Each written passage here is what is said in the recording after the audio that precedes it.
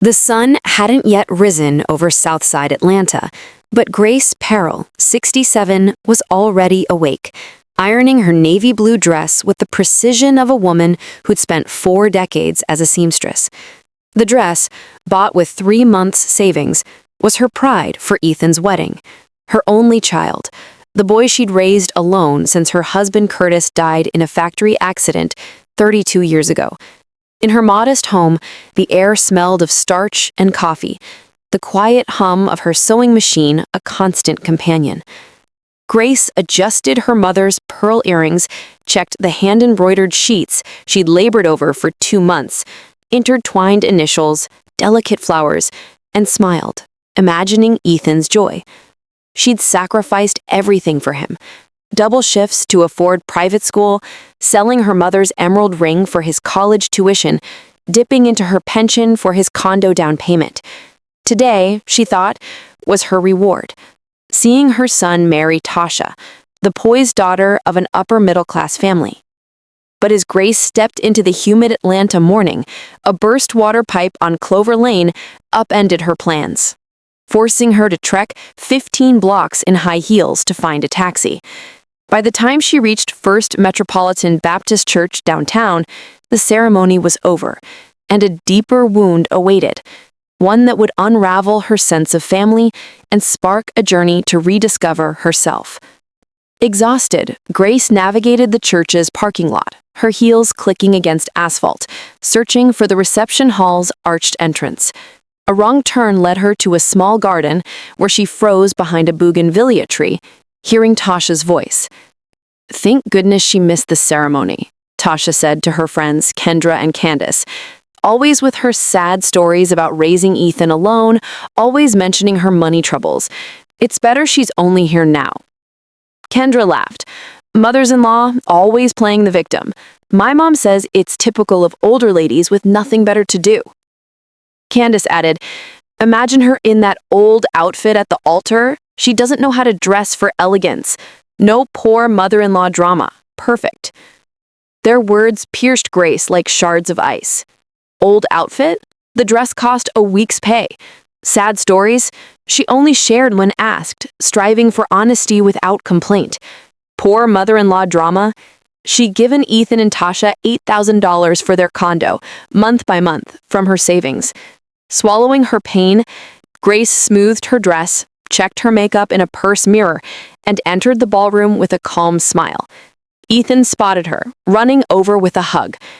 "Mom, I thought something happened." His cologne was new, his suit expensive.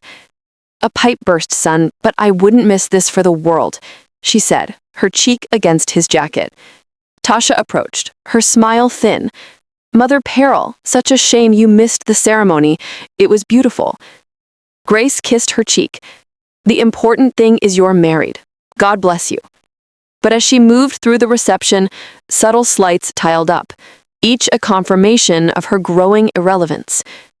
Grace noticed behaviors she'd once ignored. Her sister-in-law Simone introduced her as Ethan's mom, but redirected conversations when Grace mentioned her seamstress work, as if it were trivial. Her nephew Devon offered a perfunctory kiss before vanishing into the crowd. Her nieces Chloe and Skylar, once chatty, gave curt greetings and excuses to leave. At the gift table, Tasha's friends' lavish presents, crystal vases, designer appliances, drew gasps and thanks. When Ethan opened Grace's embroidered sheets, Tasha muttered, "Thanks, Mother Perrell," and tucked them under the table with lesser gifts. 60 nights of stitching, dismissed in seconds. Grace's heart sank, Tasha's garden words echoing. Inconvenient, outdated, a relic of Ethan's humble past.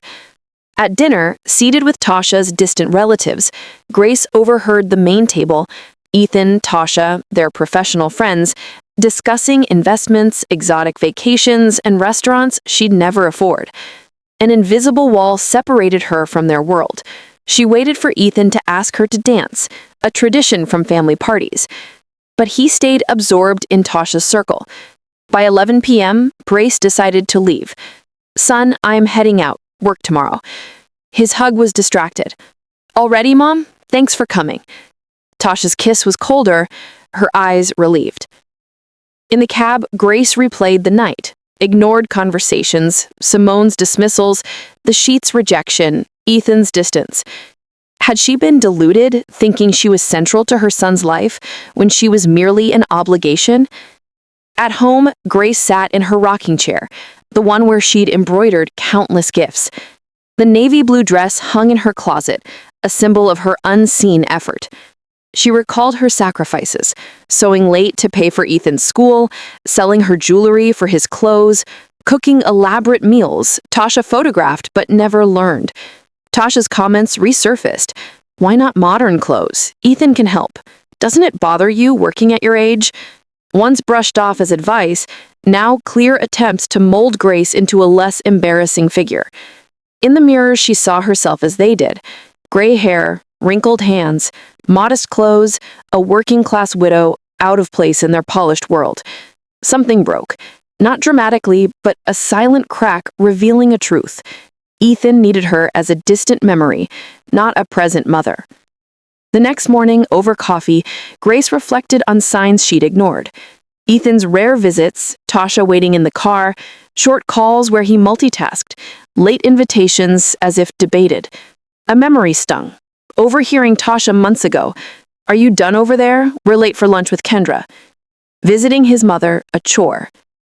Grace tested her theory, stopping her calls and texts to Ethan, waiting to see if he'd notice. 8 days later, he called, not to check on her, but to ask for embroidered shirts. The realization hit. She was a resource, not a priority. Grace confided in Delea, her neighbor and friend of 20 years, over coffee. "They want me invisible, Delea. Ethan asked me to stay out of their social life." Delea's eyes saddened. "It happens, Grace. Kids climb the ladder, marry up, and leave behind their roots. They're not bad, they're ashamed of the past." Her words stung, but clarified. "What would you do?" Grace asked. "Decide who you want to be," Delea said. "The always available mom, or a woman living for herself?" That question sparked a shift. Grace reorganized her home, not for family visits, but for her comfort. She stored extra chairs, turned the guest room into a sewing studio, moved her books to the living room. She enrolled in a computer class, booked a trip to Charleston to visit her sister Maya, and opened a savings account for personal pleasures. Blouses, embroidery supplies, movies alone. Each step was a quiet rebellion against being a family utility. At a lunch with Tasha's parents, Brenda and Marcus, in their grand Buckhead home, Grace felt the same exclusion. Conversations about trips and investments sidelined her seamstress anecdotes, Tasha translating her words with condescension. Overhearing Brenda whisper, "She's hardworking, but from a different background. Ethan must balance family and status." Grace understood. She was an obstacle to their social ascent. Back at home, Grace declined Tasha's next invitation, a ladies' lunch, citing her computer class. Tasha's surprise confirmed Grace's compliance had been assumed.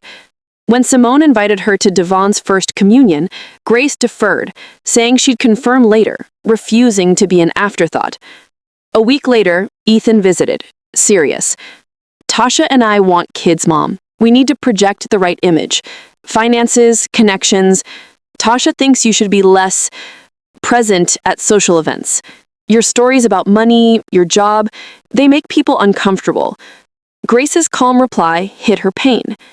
"I understand." Ethan's relief was palpable, but Grace's heart hardened with resolve. She'd no longer live for his approval. Grace's Charleston trip was transformative. Maya's warm welcome, "You look different, relaxed," mirrored Grace's inner shift. They visited basket workshops, colonial churches, artisan markets, where Grace bought threads for herself, not gifts. She rediscovered her love for history, her opinions on art, her joy in aimless walks. Ethan called, confused by her open-ended stay. "No fixed return, son. I'm enjoying this," she said, setting a boundary. Maya's words, "You forgot to be Grace," cemented her mission. Live for herself. Back in Atlanta, Grace continued her revolution. She joined an embroidery workshop where women like Oilia, Gloria, and Alicia reinventing themselves post-family life. Stop asking permission to live. Olia said. Grace taught basic stitches, her expertise valued. When Ethan asked her to babysit, she declined, citing movie plans with friends. His shock, what commitments, revealed his expectation of her availability. I have a life, son, she replied. Tasha's irritated call confirmed Grace's boundaries, disrupted their expectations. Grace's embroidery teacher, Carmen, offered her a paid workshop to teach folk embroidery. You're patient, skilled, Carmen said. The role gave Grace purpose, recognition beyond motherhood. At a 6-month anniversary dinner with Ethan and Tasha, Grace felt seen. They discussed her classes, her Charleston trip, her workshop plans. Tasha asked about embroidery techniques. Ethan sought her decoring advice. I didn't know you knew so much, Tasha said. Ethan added,